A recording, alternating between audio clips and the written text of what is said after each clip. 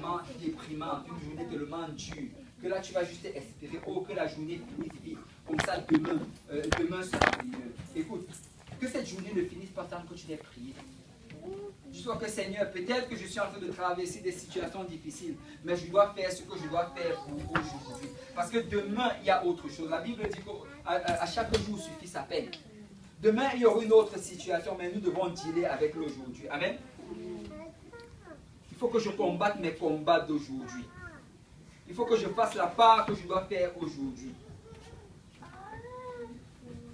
Et après avoir dit cela, le verset 8, il dit, n'endurcissez pas vos cœurs, comme lors de la révolte, le jour de la tentation, dans le désert.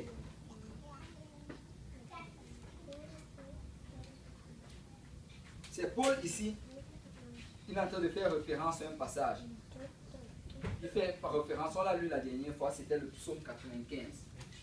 Et dans le passage du psaume 95, le Seigneur est en train de raconter, par la voix du psalmiste, à Israël ce qui s'était passé dans le désert. Ils étaient arrivés à un endroit, et à cet endroit-là, ils se sont révoltés contre le Seigneur. Ils ont commencé à tenter Dieu. Et alors qu'ils étaient en train de tenter Dieu, ce jour-là même, ils n'ont pas réalisé ce qui était en train de se passer dans le spirituel. Ce jour-là même, quelque chose s'est produit qui était déterminant pour le reste de leur vie. Et on va continuer à lire, regardez. Il dit, verset 9, « Où vos pères me tentèrent pour m'éprouver, et ils virent mes œuvres pendant 40 ans. Aussi je fus irrité contre cette génération, et je dis, ils ont toujours un cœur qui s'égare. Ils n'ont pas connu mes voies. Je jurais. » Waouh, ce jour-là, le Seigneur a juré. Je jurais donc dans ma colère, ils n'entreront pas dans mon repos. C'est ce jour-là que le Seigneur a jugé qu'ils ne vont pas entrer à la terre promise. C'est ce jour-là que le Seigneur a juré que non, ils ne vont pas être sauvés. Tu sais, ils n'ont pas réalisé cela. Parce que quand tu regardes le passage, on ne va pas le lire, mais peut-être tu pourras aller le lire après, c'est dans Exode chapitre 17. Qu'est-ce qui s'est passé en fait? C'est qu'ils sont arrivés à ce lieu. En fait, bon, je vais un peu rentrer en arrière. Le Seigneur les a délivrés d'Égypte. Et en sortant d'Égypte, le Seigneur a englouti Pharaon dans la mer Rouge. Et en passant, on l'a déjà mentionné, mais je vais encore le mentionner. Quand Israël traversait la mer Rouge, c'était le symbole de leur baptême. Et c'est pour ça que nous aussi, pour sortir d'Égypte, il faut qu'on soit baptisé au nom de Jésus pour le pardon de nos péchés. Et tu sais, de la même manière qu'ils sont sortis, et que par la suite, quand Pharaon est venu, le Seigneur a fermé l'eau sur Pharaon. C'est la même chose dans nos vies. Quand nous sommes baptisés au nom de Jésus, quand on sort de l'eau, tous les démons qui étaient attachés à notre corps restent enfouis sous l'eau. Ils ne peuvent pas sortir de l'eau parce que le sang de Jésus se trouve dans l'eau. Et c'est pour ça que nous devons être baptisés au nom de Jésus. Amen. Tous ceux qui sont sortis d'Égypte sont passés à travers la mer Rouge. Et dans 1 Corinthiens 10, Paul dit que ça c'est le symbole du baptême au nom de Jésus. Mais vous savez, après être passés, là ils se sont retrouvés dans le désert. Il y avait la colonne de nuée qui les guidait. Et la colonne de nuée, la Bible dit que c'est le Saint-Esprit. Tu sais, nous avons besoin de recevoir le Saint-Esprit. Quand tu reçois le Saint-Esprit, la preuve que tu l'as reçu, c'est que tu parles en d'autres langues. Et dès que tu l'as reçu, comme cette colonne de nuée les guidait dans le désert, ça va commencer à te guider dans ta vie. Ça va te parler, ça va te dire, oh non, ne fais pas ceci, ce n'est pas bon. Oh oui, tu peux faire ceci, c'est agréable à Dieu. Oh oui, tu peux aller dans tel endroit. Oh non, tu ne dois pas aller dans tel endroit. Et souvent, le Saint-Esprit va même te réveiller la nuit pour que tu pries. Parce que c'est le guide. Mais vous savez, alors qu'ils étaient guidés par cela, à peine, ils ont commencé à avoir soif. Là, ils ont commencé à se révolter contre le Seigneur. Ils se sont plaints d'être quittés, d'être sortis de l'Égypte. Ils ont commencé à se complaindre et accuser Moïse.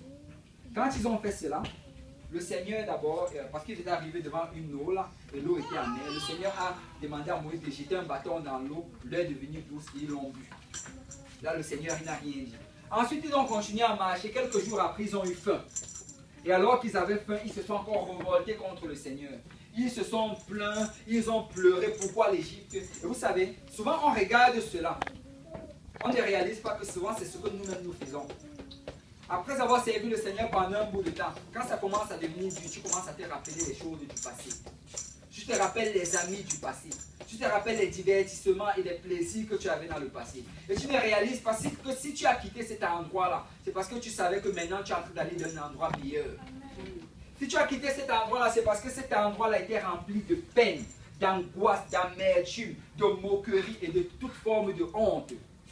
Tu sais, souvent nous devons juste fermer la bouche du diable et commencer à confesser les bonnes choses que le Seigneur a fait dans notre vie.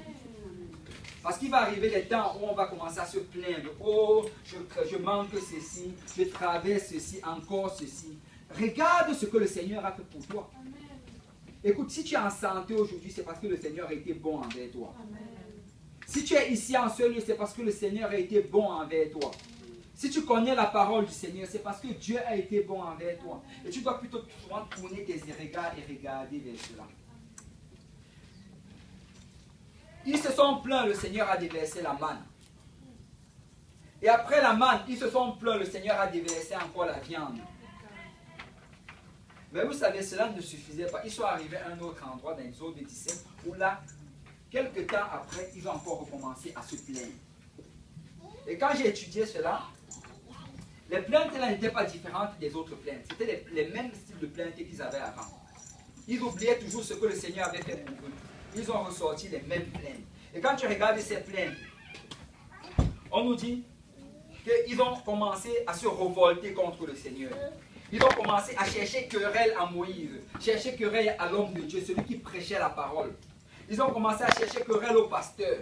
Ils ont commencé à murmurer dans leur tente. Ce n'est même pas qu'ils murmuraient en public, mais le Seigneur entendait ce qui se disait chez eux. Entre mari et femme, entre frères et sœurs, le Seigneur entendait. Et là, ils ont commencé à demander pourquoi est-ce qu'on a quitté l'Égypte? Pourquoi est-ce qu'on nous a amenés ici? Ils ont commencé à dire, est-ce que Dieu est vraiment dans ceci? Tu sais, quand ils ont fait cela, le Seigneur a dit à Moïse, Moïse prend le bâton, va et frappe le rocher. Moïse est parti, Moïse a frappé le rocher. Dès que Moïse a frappé le rocher, l'eau a commencé à sortir du rocher. Et là, ils ont pu boire de cette eau-là. Et après cela, la Bible ne nous mentionne plus rien. Ils ont continué leur chemin. Et avant de partir de ce lieu-là, ils ont appelé ce lieu-là Massa et Meriba.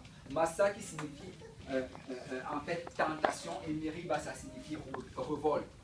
Ils ont appelé ce lieu-là le lieu de Meriba. Mais vous savez, quand ils ont continué leur chemin, ils ne réalisaient pas que quelque chose de significatif s'était passé là-bas. Parce que quand tu regardes dans ce passage qu'on vient de lire dans le livre d'Hébreux, qui cite en fait le livre de Psaume chapitre 95, on nous dit qu'en ce lieu-là, le Seigneur a juré qu'il n'allait pas entrer dans le repos. Ils sont partis sur, oh, ça c'était un jour comme les autres. C'est un jour où j'ai juste dit que je n'allais pas prier aujourd'hui. C'est un jour où j'ai dit, oh, je ne veux pas aller dans la maison de Dieu aujourd'hui. C'est un jour où, je n'ai pas besoin de lire la parole de Dieu aujourd'hui. Ça va être un jour comme les autres. Mais ce jour-là, c'est le jour que le Seigneur a juré. Il a dit que ça en est assez. Ils se sont assez révoltés. Ils ont assez mal parlé contre moi. Ils ont assez mal parlé contre les pasteurs. Ils ont assez mal parlé contre leurs frères ou contre leurs sœurs. Aujourd'hui, je jure qu'ils ne vont pas entrer dans mon royaume. C'est ce jour-là que le Seigneur a juré. Tu sais, on ne doit pas prendre le aujourd'hui à la légère. Chaque jour compte. Chaque jour a son importance. Chaque jour, je dois servir le Seigneur. Il n'y a pas un jour de repos dans le Seigneur. Un jour, je dois dire, oh non, je vais juste me laisser, je vais revoir mes amis d'avant. Je vais aller faire les choses que je faisais d'avant. Non, ce jour-là, c'est le jour que la trompette peut sonner. Ce jour-là, c'est le jour que le Seigneur peut dire que ça en est assez. Et nous devons faire attention à cela. Amen.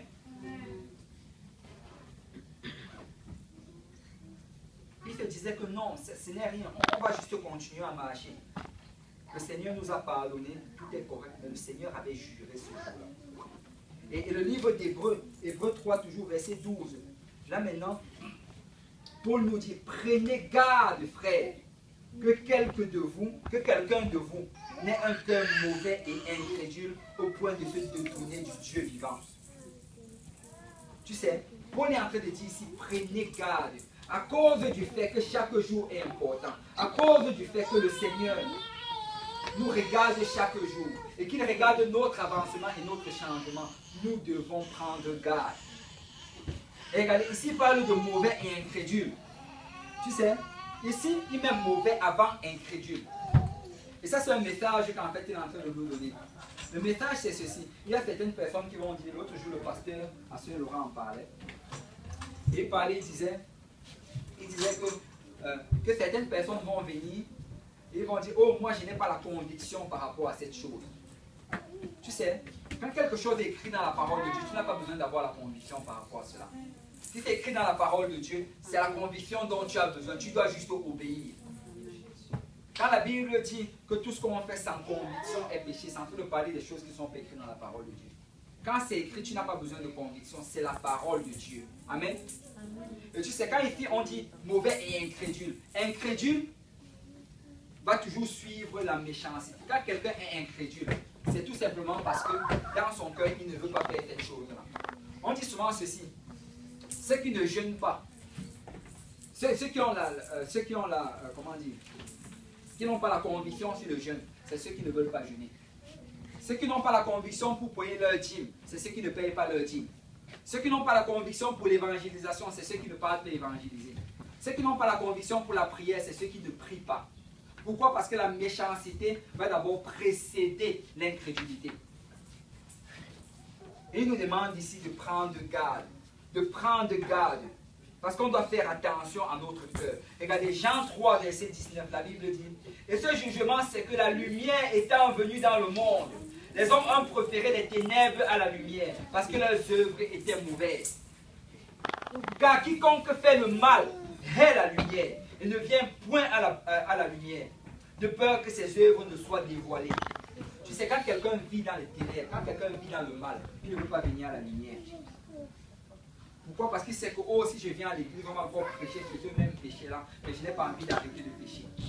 Oh, si je viens à l'église, on va encore prêcher sur la fornication, on va encore prêcher sur le vol, on va encore prêcher sur le mensonge. Oh, je n'ai pas envie d'arrêter ces choses-là. Verset 21, mais celui qui agit selon la vérité vient à la lumière, afin que ses œuvres soient manifestées parce qu'elles sont faites en Dieu. Tu sais, quand tu as soif de la justice, tu dis juste, pasteur, prêche-moi parce que je veux obéir. Quand tu as soif de la justice, tu dis, dis-moi ce qu'il y a dans la parole de Dieu, parce que je vais aligner ma vie à cela. Je vais abandonner les choses que le Seigneur n'aime pas, et je veux commencer à faire les choses que le Seigneur aime. Écoute, ce n'est pas par notre propre force, la Bible dit, c'est par l'Esprit du Seigneur, mais ça prend qu'on ait la volonté de le faire. Ça prend que tu te dis, Seigneur, je vais faire ce que je dois faire pour te servir. Seigneur, je vais faire ce que je dois faire pour marcher dans tes voies. Seigneur, je vais faire ce que je dois faire pour abandonner les choses iniques et marcher dans la volonté du Seigneur. Vous savez, l'amour de la justice va te conduire à Dieu. Mais l'amour de l'iniquité ou du péché va te conduire hors de Dieu. L'amour de la justice va te conduire à Dieu, mais l'amour du péché va te conduire hors de Dieu. Et nous devons prendre garde. Amen.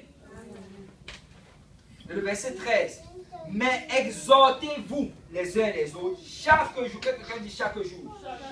Aussi longtemps qu'on peut dire aujourd'hui, que quelqu'un dise aujourd'hui. Afin qu'aucun de vous ne s'endurcisse par la séduction du péché. Qu'aucun de vous ne s'endurcisse par la séduction du péché. Quand je venais de commencer à servir le Seigneur, et qu'on m'a fait l'étude biblique sur l'Exode, tu vois dans le livre d'Exode, où encore et encore, on dit que le Seigneur a endurci le cœur de Pharaon.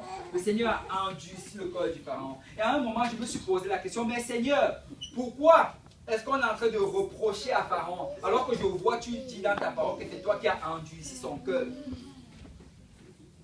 Vous savez, la réponse se trouve dans ce passage. Parce que si tu as soif de la justice, le Seigneur va te donner plus de foi et t'amener à lui. Mais si tu as soif de l'iniquité, le Seigneur va te donner exactement ce que tu veux et ça va endurcir ton cœur. Parce que notre Dieu n'est pas un Dieu neutre. Notre Dieu n'est pas un Dieu inerte. Notre Dieu, c'est un feu dévorant. Si tu as soif de lui, il va mettre le feu en toi pour que tu l'aimes davantage. pour que tu sois zélé pour sa parole, zélé pour son œuvre, zélé pour les choses de Dieu. Mais si de l'autre côté tu aimes le péché, il va mettre un feu en toi pour que tu commences à croire le mensonge et croire que c'est même ça la vérité. Il nous dit ici qu'on doit s'exhorter les uns les autres chaque jour. Notre marche avec le Seigneur, ça doit être chaque jour. Chaque jour, tu dois sonder ton cœur. Seigneur, sonde mon cœur. S'il y a quelque chose qui ne te plaît pas, aide-moi à le retirer. Seigneur, s'il y a une iniquité dans mon cœur, Seigneur, purifie-moi. Seigneur, change-moi aujourd'hui. Je ne parle même pas de demain, je ne parle même pas d'hier, mais je veux qu'aujourd'hui, je sois en règle devant le Seigneur. Purifie ce que tu dois purifier aujourd'hui. Lave ce que tu dois laver aujourd'hui. Mais papa, que ma vie soit en règle avec toi. Regardez Ésaïe 1, verset 18. Venez et plaidons, dit l'Éternel. Si vos péchés sont comme le cramoisi, ils deviendront blancs comme la neige. S'ils sont rouges comme la pourpre, ils deviendront comme la laine. Si vous avez de la bonne volonté et si vous êtes docile, vous mangerez les meilleures productions du fruit. Mais si vous résistez et si vous êtes rebelle, vous serez dévorés par le glaive, car la bouche de l'Éternel a parlé. Tu sais, moi je vais manger les bons produits du pays. Je vais être docile, obéir à la parole du Seigneur.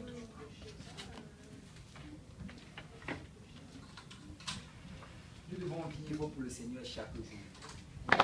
Persévérer chaque jour. Servir le Seigneur chaque jour. Ce jour-là, ils n'ont pas réalisé cela. Mais c'est le jour-là que le Seigneur...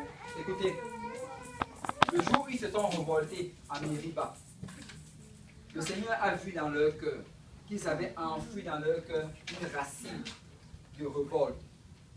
Et tu sais, quand tu mets la racine, quand tu plantes cette racine-là, elle ne va pas cesser de grandir. Si aujourd'hui tu es en train de te révolter par rapport à la parole de Dieu, on te dit que la parole de Dieu dit que tu dois te repentir, être baptisé au nom de Jésus pour le pardon de tes péchés et être rempli du Saint-Esprit. Si tu te révoltes aujourd'hui, tu n'as pas la garantie du lendemain. Parce que cette racine de révolte va grandir et va t'éloigner du Seigneur. Ce jour-là, ils n'ont pas vu la racine de révolte dans leur cœur, mais le Seigneur l'a vu. Parce que c'est ce jour-là qu'il a juré qu'ils ne vont pas entrer dans son repos. Et la Bible dit qu'ils ont continué leur marche. Et après, ils sont arrivés finalement devant l'entrée de la terre promise. Et quand ils sont arrivés là-bas, ce qu'ils avaient dans leur cœur est sorti à la surface. Ils ont refusé d'entrer à la terre promise. Et voilà comment ils n'ont pas hérité de la promesse que le Seigneur leur avait faite. Parce qu'il y avait une racine de révolte. C'est la même manière que nous résistons au Seigneur. Dans la même manière que nous nous soumettons au Seigneur et que le Seigneur nous attire de nous, c'est la même manière que quand on se résiste, ça nous éloigne de Dieu.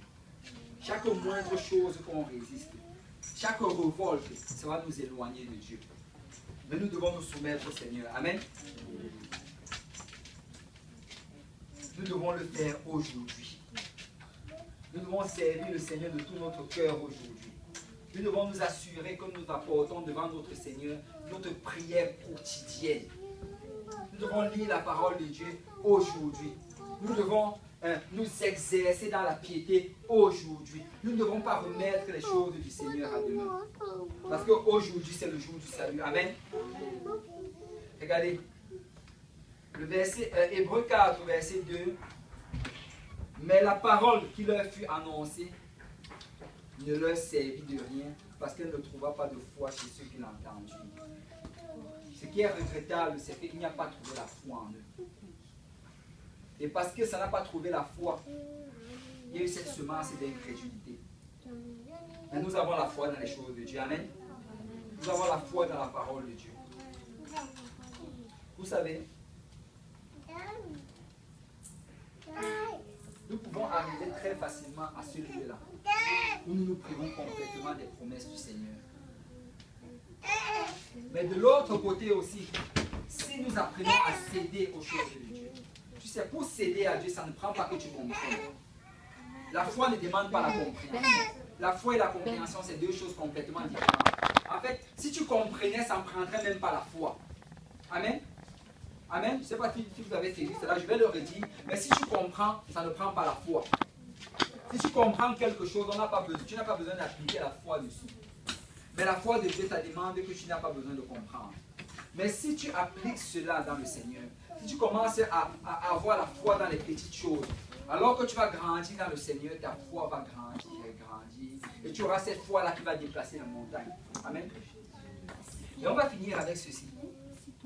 Regardez, on va aller dans Hébreux chapitre 6, verset 9. La Bible dit, quoique nous parlions ainsi, bien-aimés, nous attendons pour vous, pour ce qui vous concerne, des choses meilleures et favorables au salut. Car Dieu n'est pas injuste pour oublier votre travail et l'amour que vous avez montré pour son nom, ayant rendu et rendant encore des services pour ceux. Tu sais, tu peux écouter ce que je viens de dire tantôt et tu te dis que, oh, non, ça veut dire que je peux juste perdre mon salut juste comme ça. La Bible dit que non, non, non. Dieu n'est pas injuste pour oublier toutes les choses que tu as faites pour lui, tous les sacrifices que tu as fait, tout l'engagement que tu as fait, toutes les choses que tu as abandonnées. Dieu n'est pas injuste pour oublier cela. Il se rappelle de cela. Il a cela devant ses yeux. Mais il dit, nous désirons que chacun de vous montre le même zèle pour conserver jusqu'à la fin une pleine espérance. Donc il faut juste que tu t'engages, que Seigneur, je vais faire ce que ça prend pour te servir.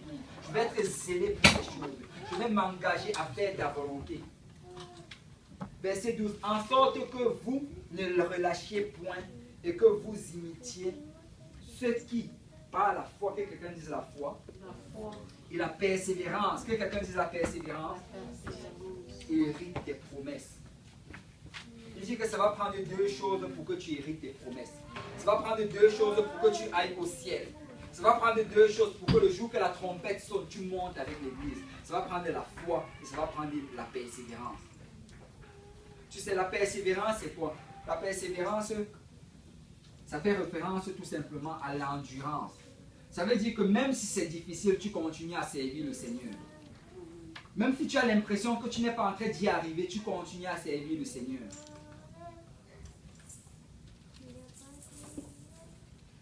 La persévérance, c'est vraiment la chose clé qui va nous amener à Dieu. Le Seigneur a dit, celui qui va persévérer jusqu'à la fin va être sauvé. C'est bien que nous soyons ici aujourd'hui dans la présence du Seigneur. Mais qui sera ici là samedi prochain? Qui sera encore en train de servir le Seigneur dans un mois? Qui sera encore en train de servir le Seigneur dans un an? Vous savez, j'ai décidé que peu importe ce qui arrive, je vais servir le Seigneur. Peu importe ce qui arrive, je vais rester dans la maison de Dieu. Que ce soit la maladie, que ce soit les dettes, que ce soit les problèmes, que ce soit les attaques, je vais servir le Seigneur. Même si j'ai l'impression que je ne sers pas bien le Seigneur, même si je ne sais pas comment servir le Seigneur, je vais le servir. Parce que mon salut ne va absolument pas être pris à cause d'une certaine persécution. Et il dit que ce n'est pas la foi et ce n'est pas la persévérance qu'on va hériter les promesses. Regardez ça, quand j'ai lu ce verset-ci, ce passage-ci, ça m'a profondément secoué. Et ça m'a fait beaucoup me réjouir dans le Seigneur. Il dit, lorsque Dieu fit sa promesse à Abraham, quand tu regardes le chemin d'Abraham n'était pas simple. Il a traversé beaucoup de difficultés. Il a été beaucoup tenté. Il a beaucoup failli. Il a même menti dans d'autres endroits. Mais on nous dit que lorsque Dieu lui fit la promesse, ne pouvant jurer par un plus grand que lui, il jura par lui-même et dit, certainement je te bénirai et je multiplierai ta postérité. Vous voyez, la même manière que Dieu avait juré tout à l'heure, quand ils se sont révoltés, c'est la même manière ici là que Dieu a juré quand Abraham a eu la foi. Tu sais, chaque fois que tu as la foi aux choses de Dieu, Dieu jure en toi. Certainement je vais la bénir. Certainement je vais le bénir. Certainement je vais pouvoir pour lui. Certainement je vais le garder. Certainement je vais la protéger. Certainement je vais veiller sur elle. Dieu a juré sur chacun d'entre nous aujourd'hui. Et on dit ici qu'il a juré par lui-même. Et regardez. Et c'est ainsi qu'Abraham, verset 15, ayant persévéré, obtint l'effet de sa promesse. La seule chose pour obtenir l'effet de la promesse, c'est la persévérance. Verset 16, or les hommes jurent par celui qui est plus grand qu'eux, et le serment est une garantie qui met fin à toutes leurs différends. C'est pourquoi, Dieu voulant montrer par plus d'évidence aux héritiers de la promesse, l'immutabilité de sa résolution intervint par un serment, afin que par deux choses immuables, dans lesquelles il est impossible que Dieu mente, nous trouvions un puissant encouragement, nous dont le seul refuge a été de saisir l'espérance qui nous a été proposée. Écoute, quand tu lis ceci, ça peut sembler complexe, mais écoute, c'est tellement simple. Et ce que ça dit, c'est ceci, que quand Abraham a eu la foi en Dieu, Dieu a juré que certainement, je vais le garder. Certainement, je vais lui donner l'effet de cette promesse-là. Et on dit que quand Dieu a juré, la raison pour laquelle